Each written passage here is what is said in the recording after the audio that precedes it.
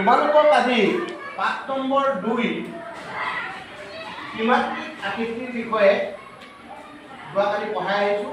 তাৰে আমি আজি ঘনক আৰু আয়তীয় ঘনকৰ বিষয়ে আমি পাৰ্থক্য কি তাকে আমি আজি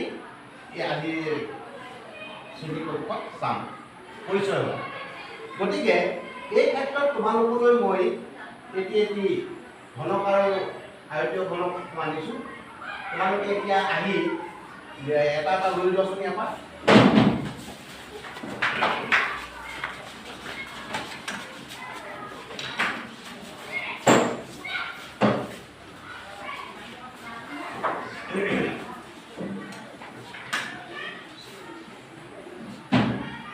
এতিয়া প্ৰত্যেকে কোনোবাই পাইছে ঘনক, কোনোবাই পাইছে আয়তীয় ঘনক, হয় নহয়? এতিয়া তোমালোকে আগৰ পাঠত আমি চাইছিলোঁ বাৰু, জানিছিলোঁ, হ'লেও মই তোমালোকক আজি মই সুধিম। এতিয়া তোমালোকে এনেই চুই চোৱাচোন কেনেকুৱা বস্তুটো, পিঠি তল কোণ এইবিলাক তোমালোকে চোৱাচোন। গতিকে মোৰ তোমালোকৰ লগত থকাৰে দুইটা অংশৰে মোৰ তাত এটা এটা সঁজুলি আছে। এতিয়া আমি তল বা পিঠি, চুক, মানে কোণ আদি আমি যিখিনি আছে আমি হাতেৰে চুই গম পাইছোঁ। এতিয়া তুমি কোৱাচোন, তুমি কি পালা? ঘনক পালা। তুমি ঘনক, তুমি ঘনক পালা। তুমি আয়তীয় ঘনক পালা।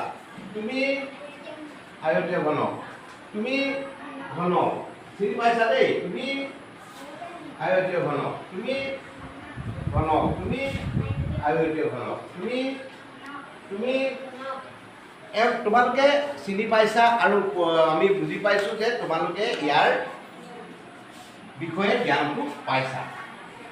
তোমালোকক আমি সেইটো কাৰণেই আমি তোমালোকৰ হাতলৈ এটি সঁজুলি তুলি দিছোঁ।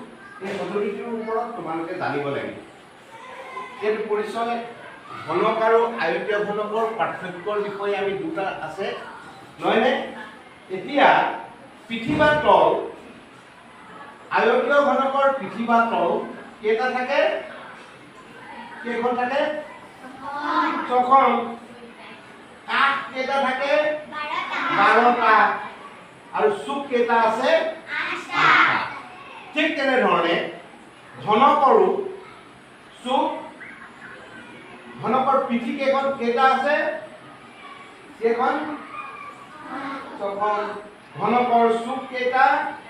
8টা। ঘনকৰ কাষ কেইটা? 12টা। আয়তীয় ঘনক আৰু ঘনকৰ পিঠি, চুক আৰু কোণ সমান সমান আছে, কিন্তু ইয়াৰ আচল পাৰ্থক্যটো হ'ল আয়তীয় ঘনক আৰু ঘনকৰ, যেনে ঘনকটোৰ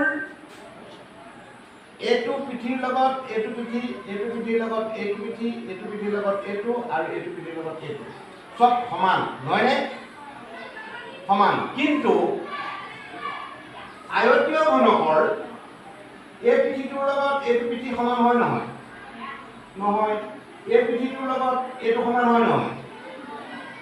এইটোৰ লগত এইটো সমান হয় নহয়? সমান নহয়। এইটোকে কয় আয়তীয় ঘনক। বুজি পাইছানে? আমি ঘনক আৰু আয়তীয় ঘনকৰ বিষয়ে তোমালোকক আমি আলোচনা কৰিছোঁ। গতিকে এতিয়া তুমি কোৱাচোন, এই ঘনকটোৰ পিঠিবিলাক সমান নে অসমান? সমান, নহয় জানো? হয়নে বাৰু? প্ৰত্যেকে বুজি পাইছা? কিন্তু তুমি কোৱা, আয়তীয় ঘনকৰ পিঠিবিলাক কি? এইটোৰ লগত এইটো সমান হয় নহয়?